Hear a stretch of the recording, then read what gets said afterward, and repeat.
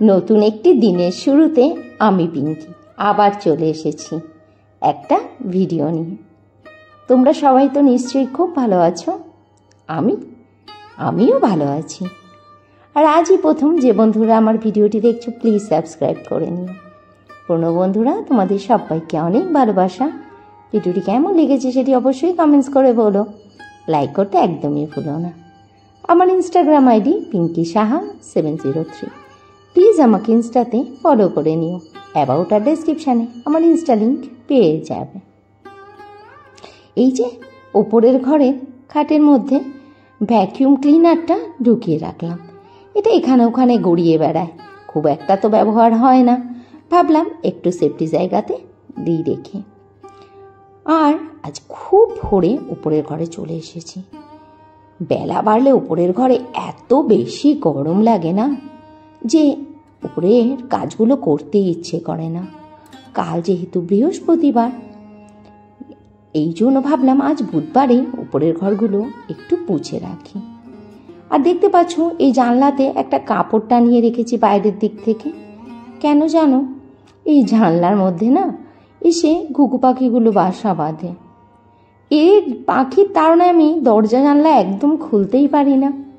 ফ্যানের ওপরে এসে খড়কুটো রেখে দেয়, কলাপসিবলের গেটের ওপরে এসে খড়কুটো রেখে দেয়। বলো তো, এই বোকা পাখিকে আমি কি করে বোঝাই যে ফ্যান চালালেই খড়কুটো পড়ে যাবে, দরজা খুলেই ওর খড়কুটো পড়ে যাবে। ঘরের কোথাও এতটুকু ফাঁকা নেই।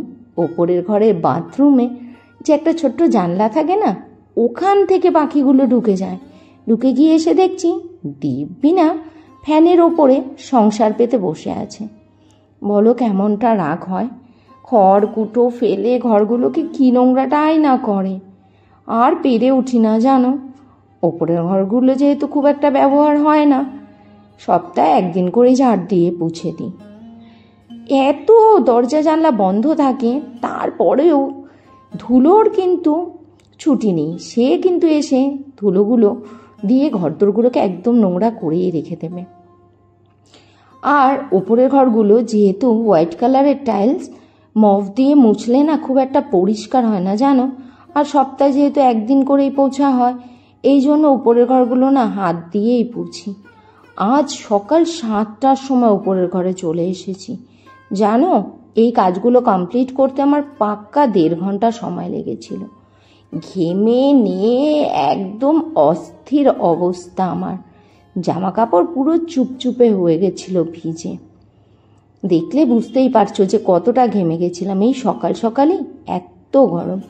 আর উপরের ঘরগুলো নেহাত কম কষ্ট হয় না গো পরিষ্কার করতে। নিজের হাতে পরিষ্কার করি, তাই যদি কোনো হেল্পিং হ্যান্ড রাখতাম তাহলে উপরের ঘরগুলো পুছতে মাসে মনে হয় 1000 থেকে 1500 টাকা চার্জ করতো।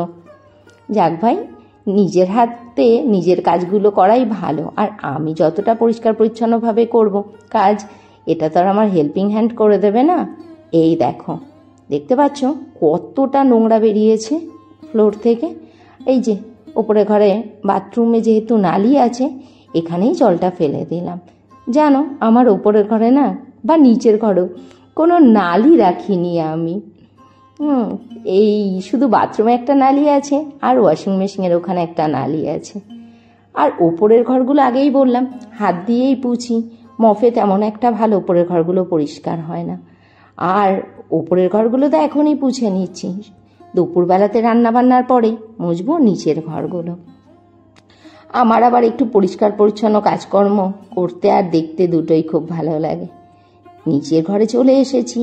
এসে নিচের ঘরে যে বিছানা তোলা, ঘর ঝাড় দেওয়া, সেগুলো করে তারপরে সোজা রান্নাঘরে ঢুকে গেছি। আর যেন এঁচোড় রান্না করছি। আর এই এঁচোড়টা আমার বান্ধবী দিয়েছে, চম্পা। ওর বাড়ির গাছের এঁচোড়।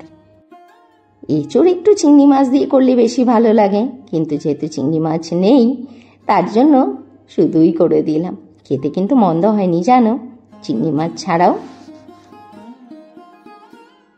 এখন বাজে দুপুর 1:40। আর লাঞ্চ করে নেব জানো। আজকে সকালবেলাতে কাজের তাড়নায় কিছু খাওয়াই হয়নি, খুব জোর খিদে পেয়েছে। তাই ভাবলাম তাড়াতাড়ি লাঞ্চটা করে নিই। রয়েছে ভাত আর ঘুগনিটা করে রেখেছি রাতের জন্য। রয়েছে এঁচোড়, কচু শাক মাসি দিয়েছে, রয়েছে পাট শাকের ঝোল আর আমের টক। আবার ফেরত চলে এলাম রাত্রিবেলাতে। ছেলেমেয়ের আবদার লুচি বানাও, ওরা তো লুচি খাওয়ার অপেক্ষাতেই থাকে। রাতের খাবারে রয়েছে ঘুগনি আর লুচি। আজকের মতো যাই, গুড নাইট।